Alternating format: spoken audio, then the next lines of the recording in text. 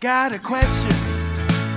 Ask Tom on HomeShow Radio. This is HomeShow Radio live on Facebook and YouTube. Your questions, Tom's answers. Now here's Tom Tynan and Charlie Mosier. And here we are. You can see him there and me there and houses going on and all kinds of construction stuff. And there I am now, real time. That's right, because we answer your questions here all over the place, actually. Home Show Radio on Sports Radio 610 in Houston, Texas on Saturdays and Sundays. Of course, here on Facebook Live and YouTube Live. And then Early Edition and Podcast and Spotify. And most importantly, we have a nucleus. It is homeshowradio.com. And Charlie Mosier is somewhere to be found. Hello, Charlie. Hey, Tom. Yeah, you've been only... I thought you slipped away. You're on the verge of figuring this out. You've only been doing it for, 34 years? And Not this.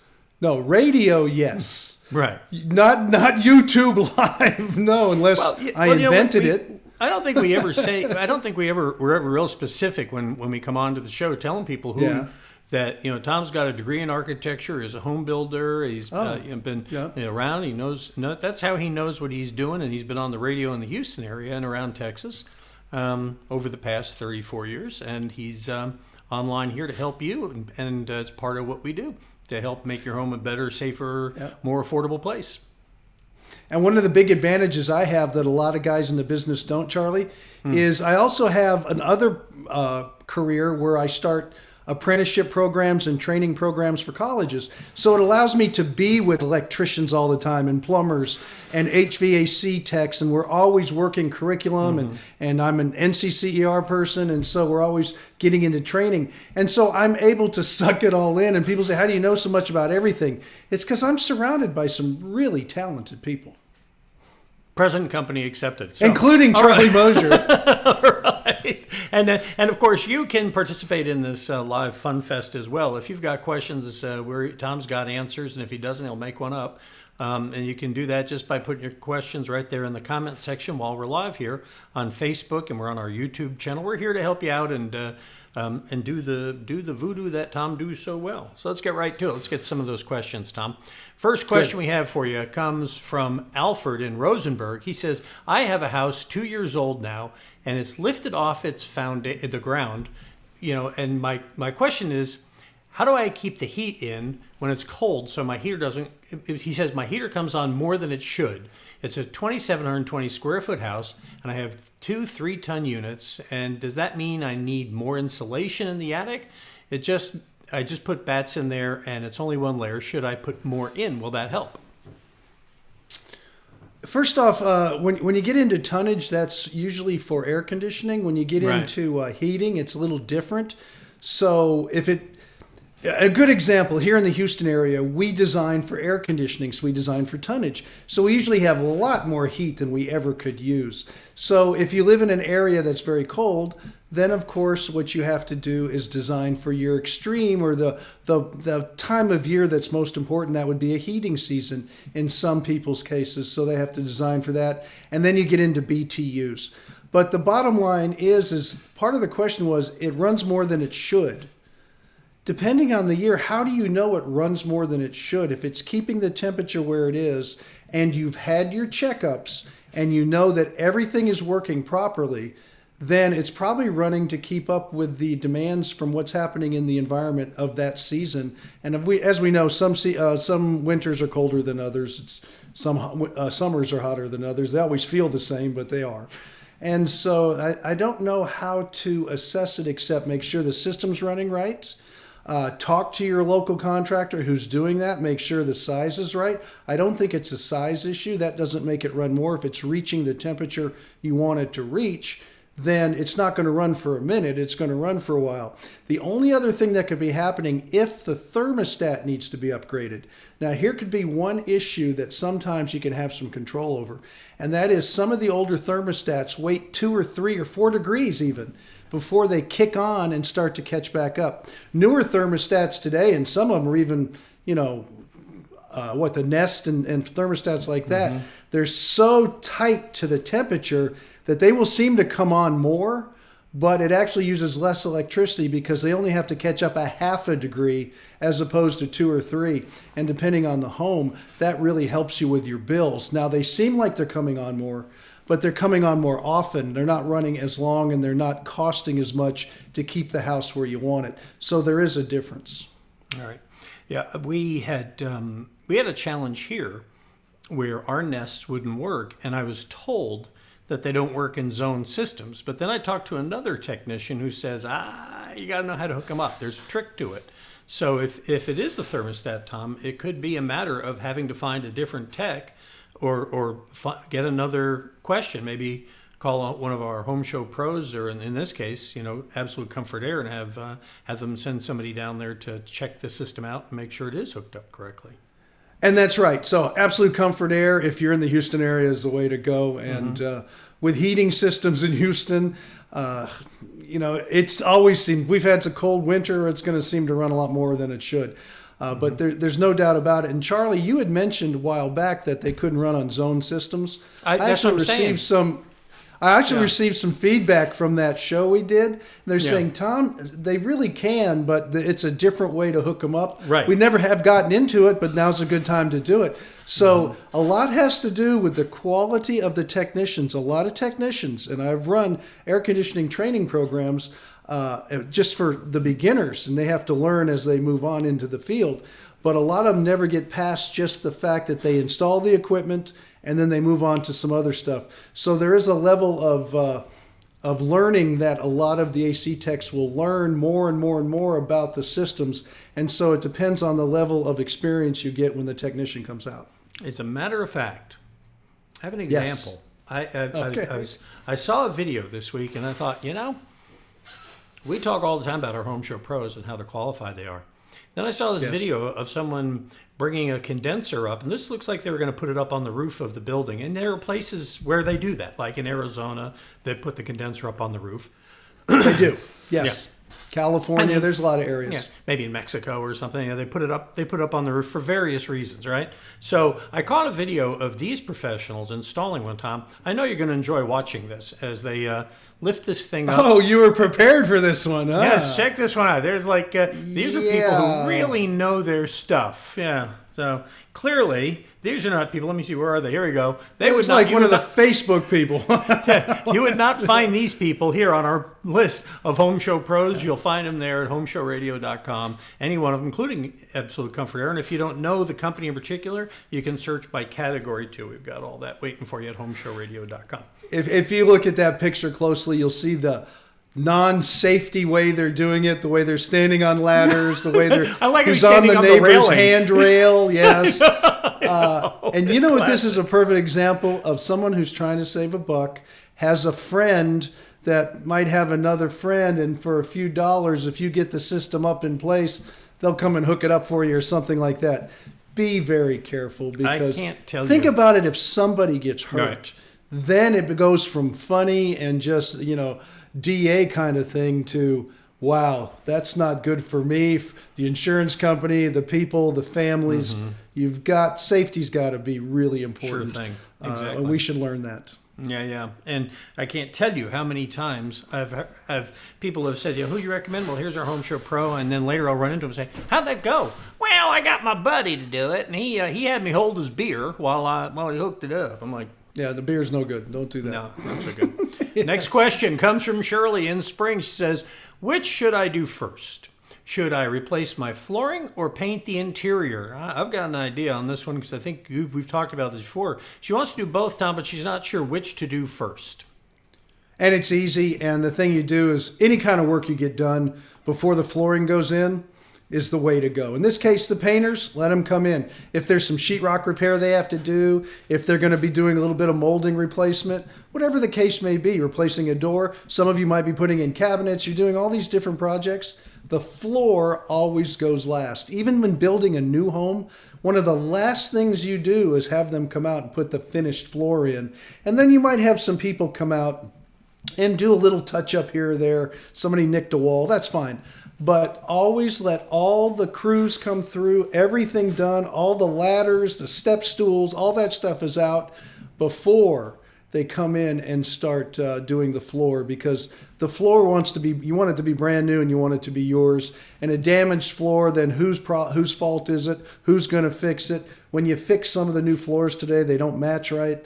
You want to make sure that's the last thing done. And then when they come in, if they need a step stool or something, they can bring in and just protect that little area a lot better. We are in fact, we are on the verge of having that done at our house this year. We're going to be doing we're getting the floors changed out. Sandy's getting rid of those wood floors she hates. And she's in such a hurry to do it, she wanted to do it. And the remodeler said, might want to wait till the bathroom's done. Just saying. Yeah, people are coming in and out. You're not even, when that floor goes in, you don't even want your dogs around it. Nothing. No. Your pets. Charlie has to come in the back door. Nobody comes in the front door. Police tape is pushed all around like there's been a murder. And then the floor stays nice. Yeah, okay, fine. And then these guys come over. And then these guys show up. And Can we use your handrail for a ladder? Exactly. All right. Next question comes to us from Dan in Willis. He says, I live in a new house at 6 years old. He says, unfortunately, it's all electric, and my electricity bill goes up almost double in the winter. And the electric company, Tom, tells him that's because the heaters are using because the heaters are much less energy efficient, he says, than the AC. Is that true? Aside from not running the heater, what else can he do to trim his electric bill? Anytime you get an all-electric home that has electric heat, it is going to be a real energy hog. There's You no bet. doubt about it, because think about it. There are heating elements that are heating up, like on your stovetop, and you have an old electric heat stove, and it's going to get bright red, and the air's going to blow across it. And one of the things you have to be careful about strip heat is you need to have regular checkups. They need to make sure that the heaters, and this has happened before, that those heating strips aren't energized all the time. Sometimes, even during the summer, people wonder why their air conditioning bill is so outrageous. They'll find that the heating element is on when the air conditioner's running and blowing cold air over the hot air, and it's trying to keep up, and everybody's uncomfortable. So, number one is always get a full checkup on it. But secondly, it's good if it's a cold winter and you have electric heat, it's going to cost you.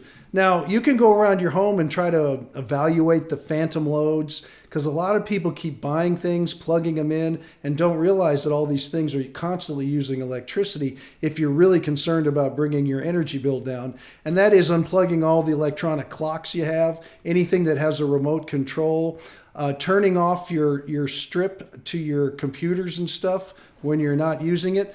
This sounds great, but most people aren't going to do it. But that really does add up to quite a bit of energy usage in a lot of homes today. People don't realize it can be 30%. And so if you do that, that's one step. The other step is get a radiant heater, a portable radiant heater, and only heat the room you're in. That's going to use a lot less electricity. It's a radiant heat, not a strip heat. And so it'll be very comfortable, but to do the whole house, you'd have to buy one for almost every room. So just take it from room to room, or the couple of rooms you use, like your bedroom and your living room, and maybe in the kitchen and moving around a little bit, if you open concept or closed areas. So that's what you can do to save on your energy bill there. And sweaters and slippers help too, but I know nobody wants to hear that. Right? Yeah. Oh, no. My grandfather used to wear a sweater in Miami. I mean, he was from up north. People, they wear clothes in their house. That's true.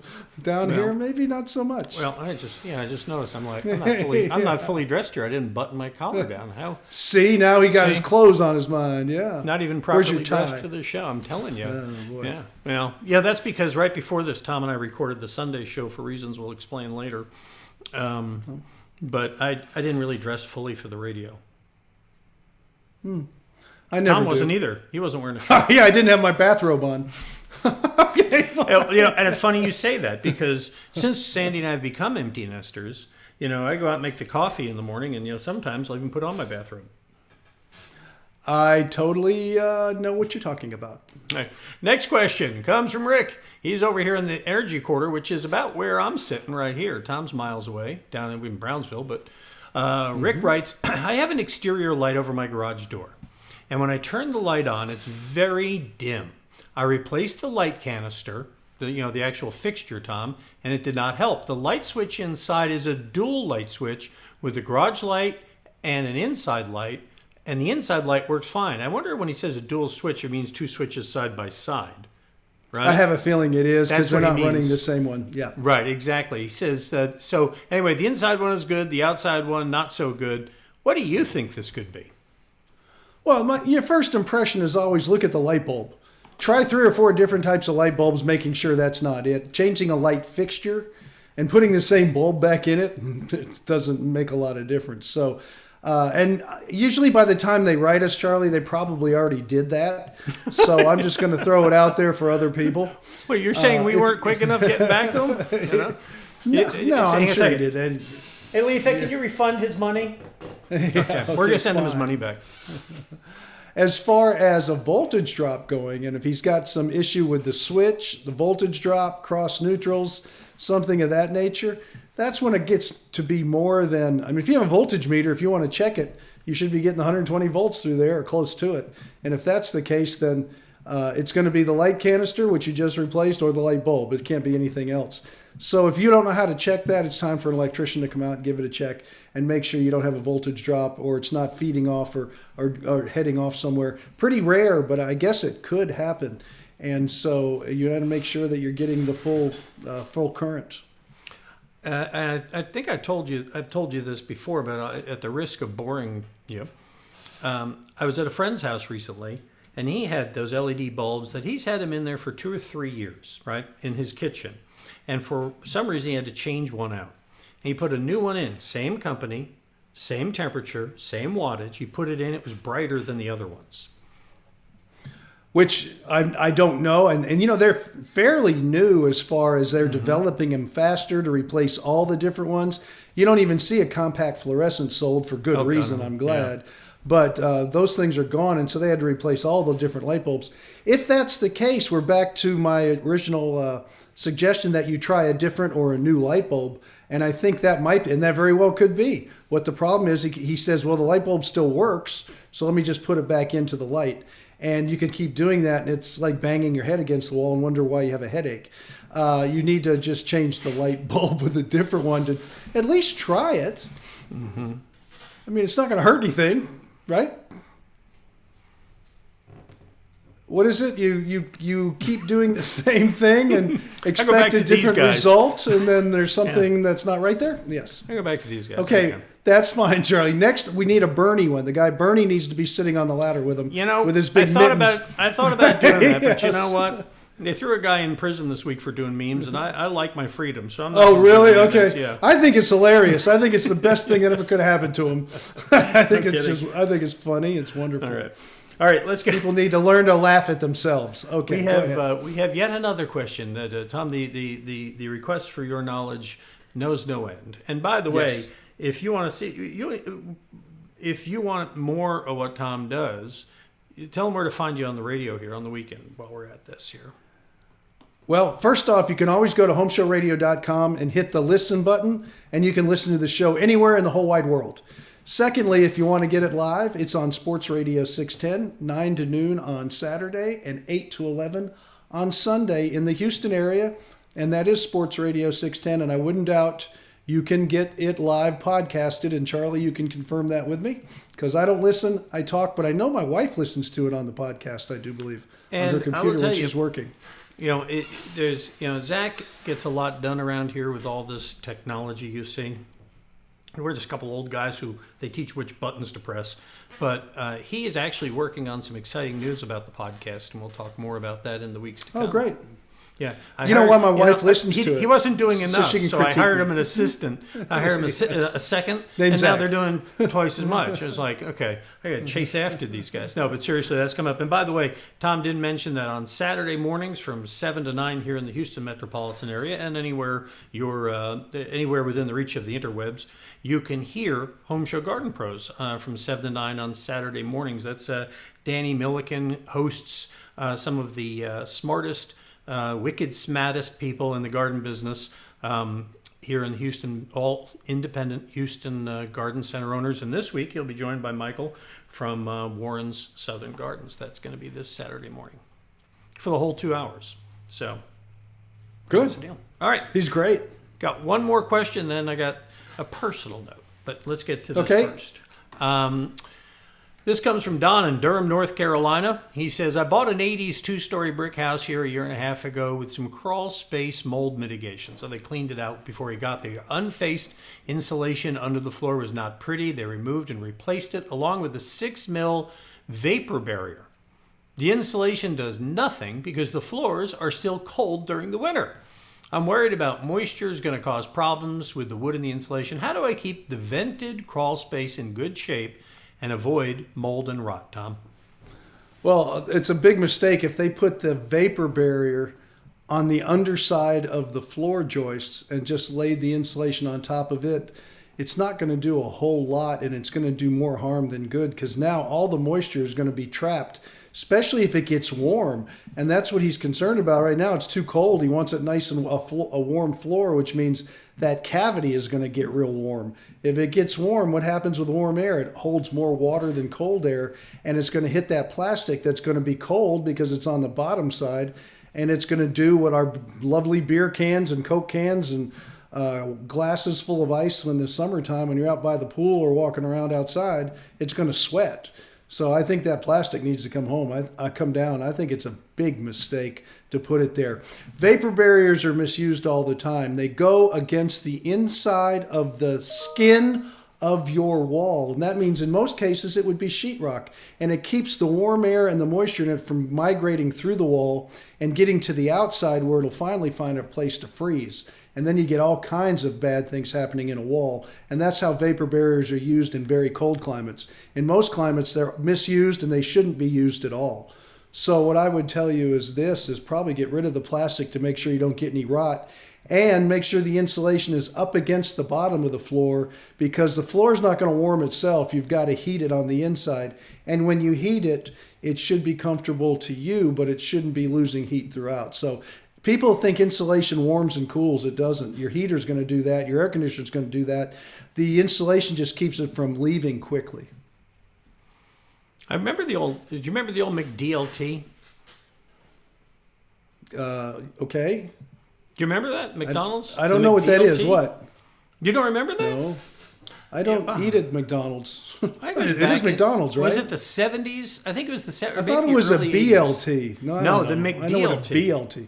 No, I don't eat that crap. You did. I haven't eaten at McDonald's in 30 years. Well, okay, back then that's when they had this thing. All right. Okay. So, but the McDLT, I'm trying to support your point here, brother. Stay with me. Go ahead. No, you asked me and I don't know what it is. I'm clear on that. I think everybody gets that. So anyway, a McDLT, they had this thing where they had this container and they had the burger on this side and all the lettuce and stuff on this side. It's like the hot stays hot and the cold stays cold, and has in the styrofoam insulated container that it came in. To your point, it doesn't know hot or cold. It just stops it from going from one place to another. That is true. Heat is energy. It's going to move. It's going to move to where it wants to go. It's very hard to control. Yeah. So as I'm far not sure as about the hamburger thing, but okay. I'm just saying, yes. Separate. Yes, separate it. Yeah. You ever read any of those allegories in the Bible? I mean, some of those are kind of distant too. So I'm just saying. Okay. I can recite Charge of the Light Brigade if you want. No. We're good. We're good. Okay. But, I don't know. I know why that comes to mind. Because you're serving the Texas State Guard, and we appreciate your service in doing that. Thank you. I am tomorrow night going to get on an airplane and go to the peaceful confines of Portland, Oregon. Ooh. Yeah, that's where we need to be. Yeah, we're going up there for a very important reason. My stepson Grant. This is Sandy's already up there with him. They sent me this picture. Grant has had a lifetime ambition of being a Navy SEAL. And he is about to realize the first step of that journey. He got his contract with them. I forget what they call it, specialty war or something. Or it's what leads to being a SEAL. And he's going to be inducted into the Navy Sunday night. Monday morning, I'll be scooping up Sandy and carrying her home. But we're going up there to drop him off. And I just want to tell the whole world how proud I am that he's doing this. It's a big step, and there aren't enough people in the world doing it, and we give him kudos for doing that. That's awesome, Charlie. Congratulations. All right, so listen to Tom this week. That's what we got for you today. It's a little bit of a short show. We didn't get a lot of questions, and that happens. And if you were sending questions, we're not getting it. I'm sorry. We've had some technical issues. You can't imagine that we've overcome, and we're still overcoming. And just when we fix it, somebody around here gets the lame brain idea. Let's get some more technology in, and we screw it up again. But we appreciate you being here. We're going to have some guests return to the show. We used to have guests. We're going to bring them back again now that we're through the holidays. And we'll be having some guests in the next couple weeks. And then we'll have a new video next week to share with you from Trifection. And then, of course, you can catch Tom on the radio this weekend. You bet. 9 to noon on Saturday, 8 to 11 on Sunday. And of course, we have Danny, the garden expert, as it flashes in front of me before my eyes. Danny does a great job with all his guests, and they will make your house a greener place in a little bit different way than what some of us are hearing about in the news. It is going to be growing green. In a good way. And of course, if you want to get your questions on, Oh, just go here, always. visit homeshowradio.com, click on that Ask Tom button on the home page, and you can send us a form, you can send us pictures, you can send us a video you want. We post a new Ask Tom video every day at homeshowradio.com, and of course, on our Facebook and YouTube page. If you go to our YouTube page, you want to help us out with something, if you go to YouTube and you're watching one of our videos, go ahead and click on the thumbs up button. I'll tell you why. It helps our videos score better and rank better. It helps more people find them. And so you'll be helping everybody if you'll do that at YouTube. So that'll do it for this week. Tom, we'll be back again next Thursday at 4 o'clock. Charlie, when you salute them, keep your fingers together. Right at the corner of the eye. This is the only one I know. It's, the Boy Scout. Oh, okay, well, that's one finger short, but okay. That's right. We're good. Well, no, I appreciate that, and I will. I'll give him a salute. You got to salute everybody who does something like that. All right, we will be back again next Thursday, 4 o'clock. Thanks for watching, and I look forward to seeing you there. Got a question? Ask Tom on Home Show Radio. Home Show Radio. Free advice from a pro who knows. Home Show